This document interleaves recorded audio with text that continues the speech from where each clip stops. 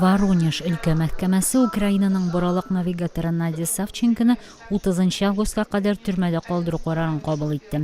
Аның адвокатлары Савченконы Көнчыгыш Украинада сепаратистлар урлап Русиягә тапшырган ди. Русия хакимиятләре исә Савченко Русиядә тоткарланды ди. Украина учучысына Луганский янында 2 Русия журналистын үтерүдә гаепләү белдерелде. С протоколом судебного заседания стороны могут ознакомиться в тот же срок с момента 59 Уголовного кодекса Кыргызской Республики. Кыргызстанның хәрби мәхкәмәсе элекке президент Курманбек Бакыевны гомерлек төрмә җәзасына хөкем итте. Бакыев 2010 елда үзенә каршы күтәрелгән халыкка ут ачарга фәрман бирүдә гаепләнә.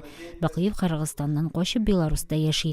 Аның белән бергә хөкем ителгән тагын 27 рәсми 6 елдан алып гомерлеккә кадәр төрмә җәзалары алды.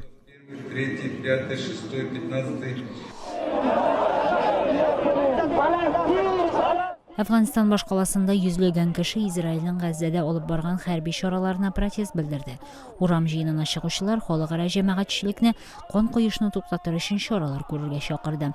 Һәм Газзада тыныч халыкның үлүен халыкара кануннарга каршы дип белдерде.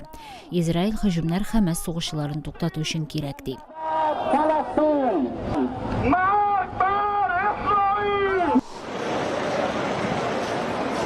Сербиядәге карадан киенгән хатын-кызлар оешмасы Газзадагы фәлестиннәрне яклап урам җыены уздырды. Ханымнар Белградның Республика мәйданында тынлыкта басып торды. 8 ел башланган көч куллануда Газзада 800дән артык фәлестинле һәлак булды.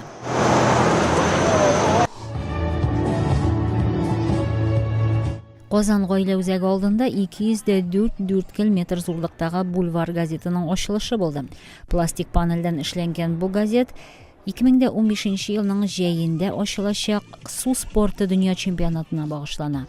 Әлеге газетта шушы чемпионат турында, су спорты төрләре, су хакында, чемпионатның талисманнары хакында кыскача мәгълүмат бирелә.